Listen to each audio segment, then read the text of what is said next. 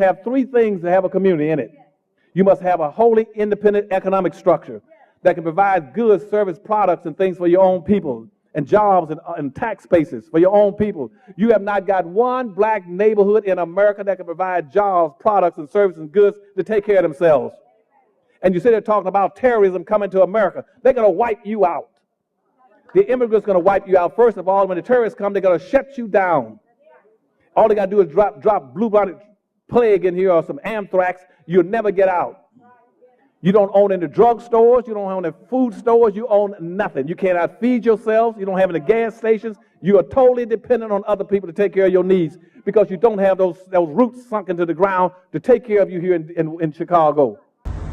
I am not here to hold you all.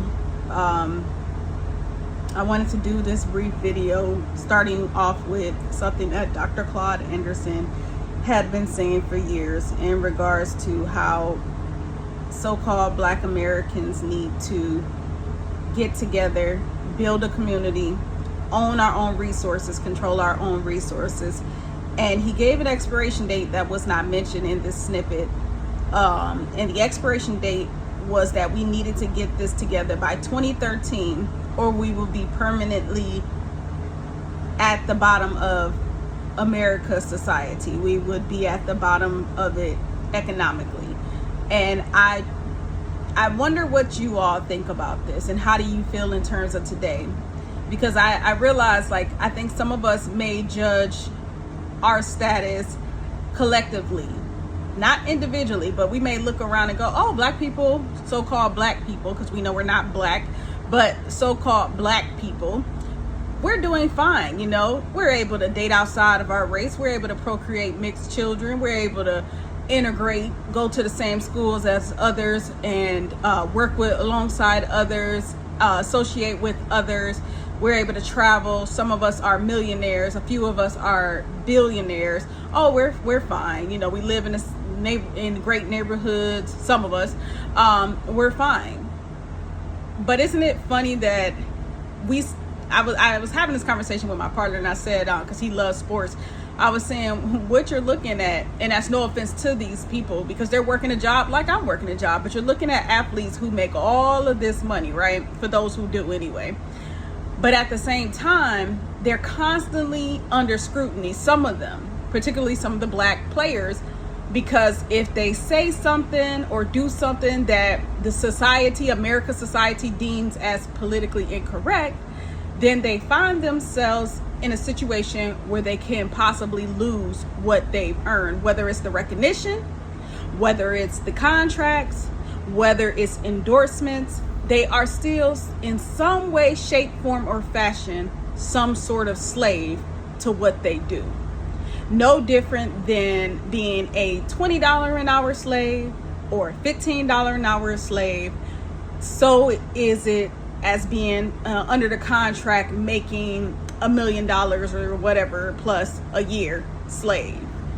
And until we as a so-called people, just like Dr. Claud Anderson was saying, truly control our resources.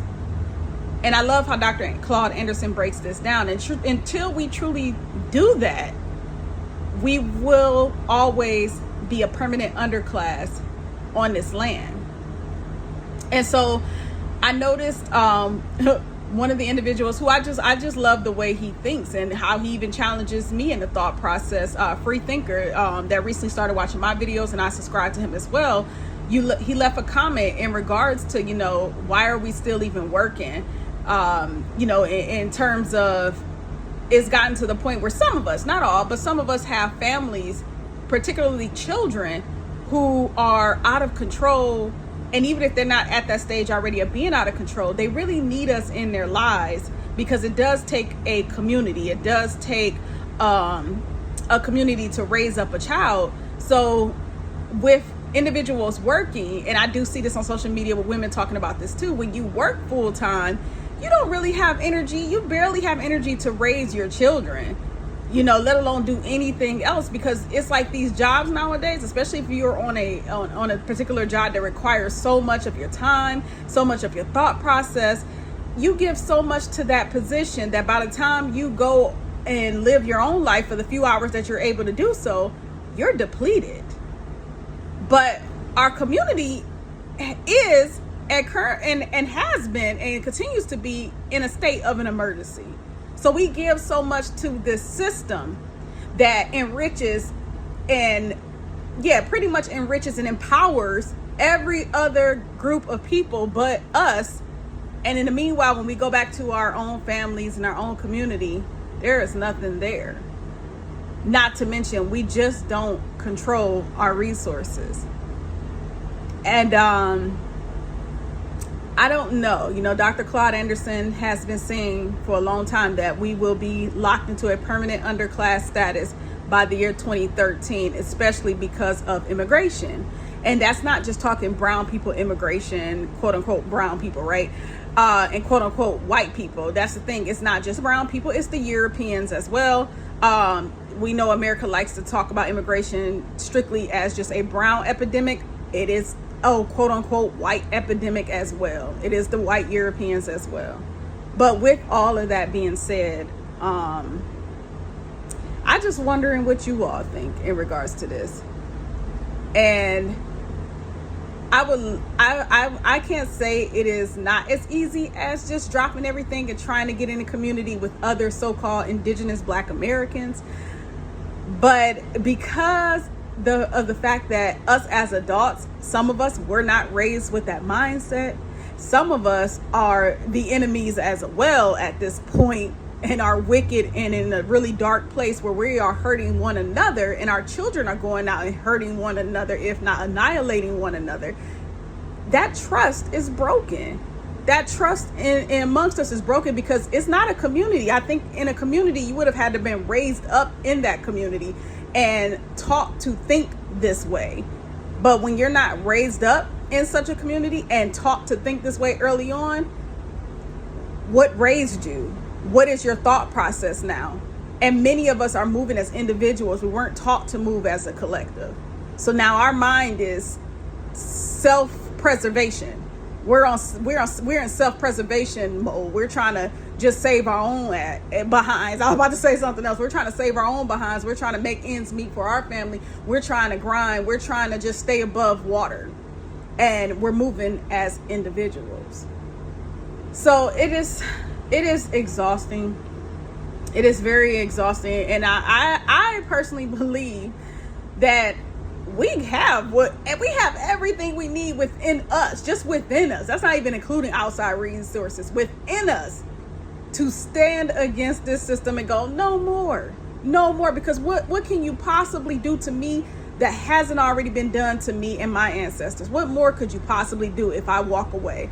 I believe we have that power collectively, but because we aren't a collective, we haven't gotten there yet. And therefore, we do continue to endure what this system dishes out. We normalize it. Some of us convince ourselves that if we marry out, procreate with others, we can, what is the word? We can fight racism, which is a system, by the way. Racism is not prejudice. Prejudice has to do with not liking somebody for the color of their skin.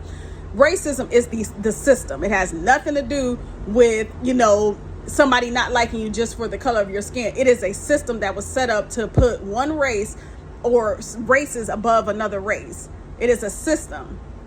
With that being said, some of us think we can procreate our way out of the system. Like, if I just create more mixed children, nobody will see race, and that'll end racism.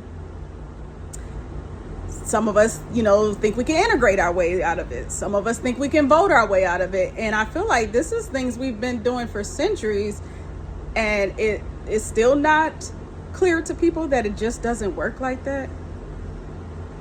And I can't talk. It wasn't too long ago. I had my biases as well. But I think we all reach our own awakening at a certain point. I don't know. I have my feelings about this life and how I understand it's impermanent anyway. And I'm not saying I give up. I don't give up. It makes me want to fight harder because I do know it's impermanent, but I also believe things are unfolding the way that it is intended to unfold. And I don't have all the answers, and I don't believe I was sent here to have all the answers, but I do believe I have an understanding of what my purpose is. So I'm going to continue to produce the content that I produce, as well as just be transparent about my own life as much as I feel comfortable sharing on here. And there are things I would like to get on here and discuss too, about how my mindset shifted, because it wasn't something that necessarily happened overnight, but there is a story to it.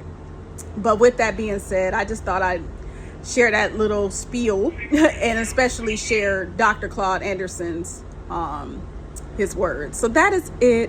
I'll talk to y'all soon. Peace.